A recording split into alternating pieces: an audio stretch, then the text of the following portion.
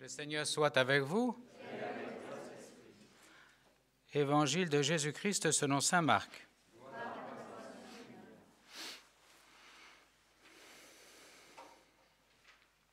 En ce temps-là, comme les disciples de Jean le Baptiste et les pharisiens jeûnaient, on vint demander à Jésus: Pourquoi, alors que les disciples de Jean et les disciples des pharisiens jeûnent, tes disciples ne jeûnent-ils pas?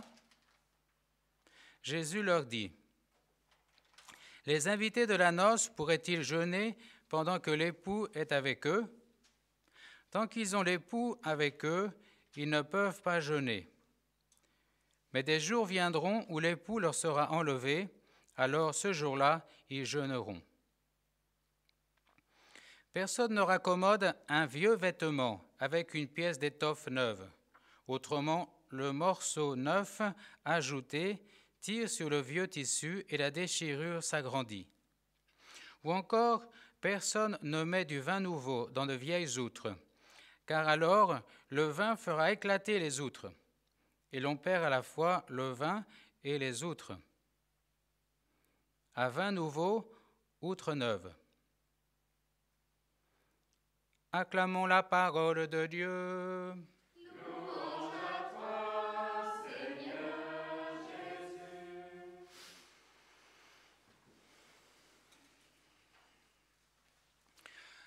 Dans l'évangile du jour, le Seigneur se révèle comme l'époux.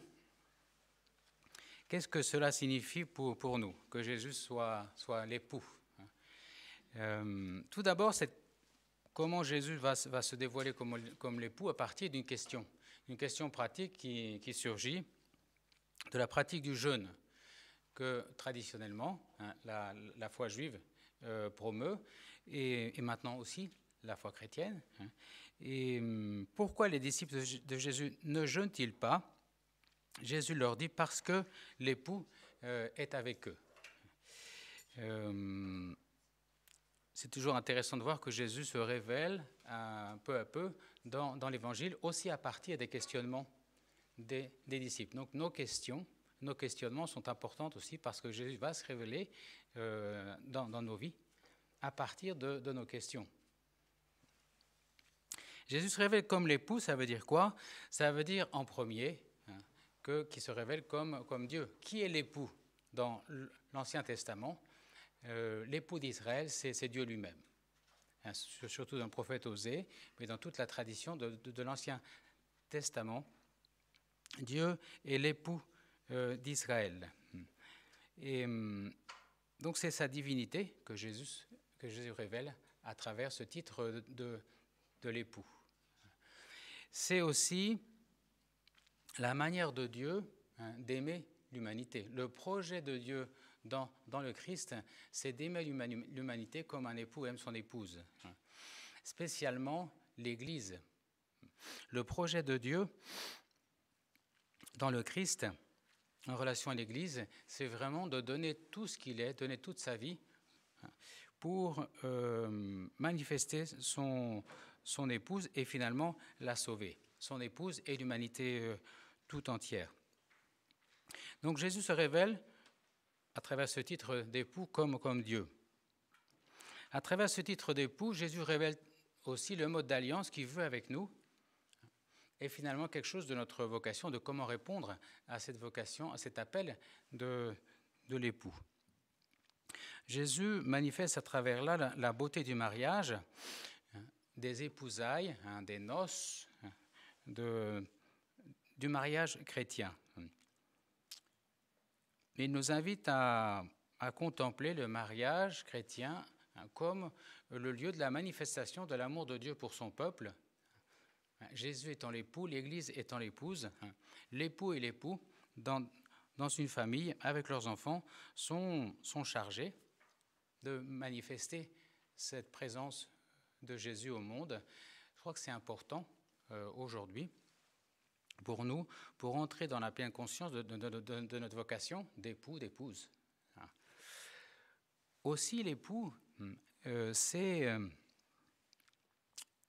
manifeste la présence ici des invités de la noce. Littéralement, c'est les amis de l'époux. Il y a des amis aussi de l'époux, qui sont comme Jean-Baptiste, un peu les consacrés, qui trouvent leur joie non pas dans les épousailles d'âme, de cœur à cœur avec le Christ, mais dans la présence de l'époux. Dans un autre passage, Jean-Baptiste se réjouit d'être en présence du Christ. Il y a une joie d'être en présence de l'époux que témoignent les consacrés, peut-être les hommes consacrés, de manière plus spéciale. Déjà dans le baptême, mais spécialement dans le célibat.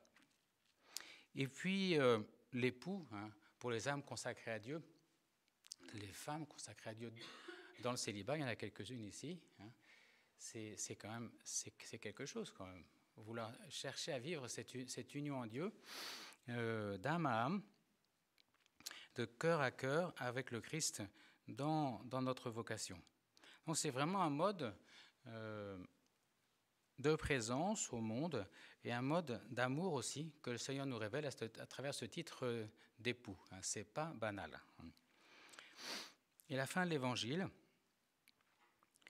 nous rapporte que la transformation que vient opérer Jésus, c'est la transformation de toute l'humanité, de toute la personne.